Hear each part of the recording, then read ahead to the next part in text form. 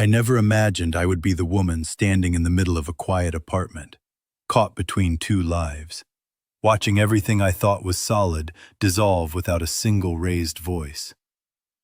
My name is Maren Holt. I'm 36, and until that night, I believed I understood control, consequences, and power. I was wrong. I had rehearsed apologies, excuses, even tears, because that's what people do when they're exposed. What I wasn't prepared for was silence, the kind that doesn't beg, doesn't threaten, and doesn't try to win you back. The kind that simply watches you understand what you've already lost. Elliot Rowe and I had been together for 11 years.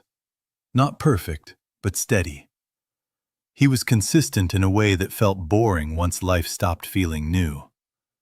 He worked logistics, paid bills on time, fixed things before they broke. He listened more than he spoke. Somewhere along the way, I decided that steadiness meant stagnation. I told myself I deserved to feel alive again, desired in ways routine no longer provided. That's how I justified crossing lines I swore I never would. It wasn't an accident. It was a choice I kept making quietly. The man I was seeing wasn't special. That's the cruel part. His name was Jonah, and he was convenient, attentive, temporary. He laughed too loudly and asked shallow questions, but he wanted me in a way that felt flattering. I told myself it was harmless because it was separate, contained, not emotional. Lies stack easily when you don't challenge them. That night, Elliot came home early. I didn't hear his car. I didn't hear the door. I only noticed him when the room changed, like oxygen thinning without warning. He didn't shout. He didn't ask who Jonah was. He didn't even look confused. He took in the scene, the undone buttons, the space between us, and nodded once, almost to himself.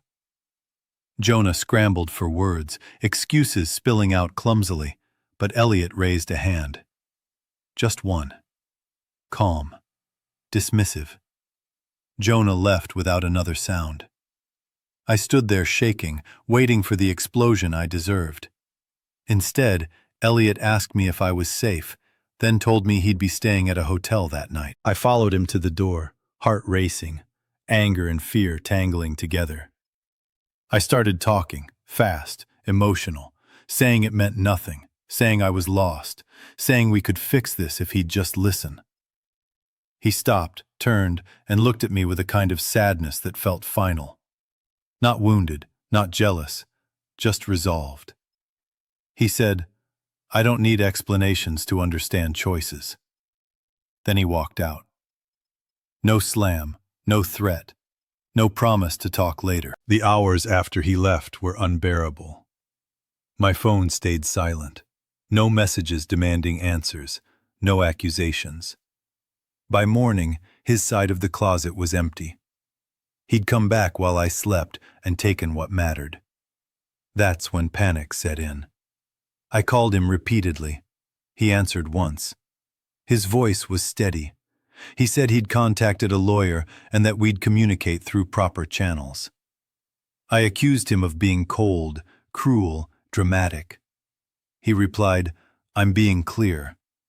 Then he ended the call. Days passed. Friends asked what happened.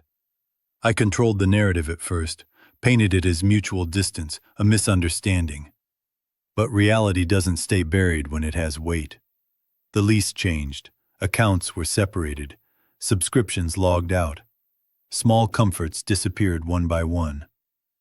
When I finally saw him again weeks later, it was across a table in a neutral office. He looked rested, lighter.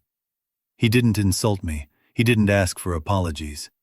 He thanked me for being honest in the end and said he wished me well. That was when it shattered me.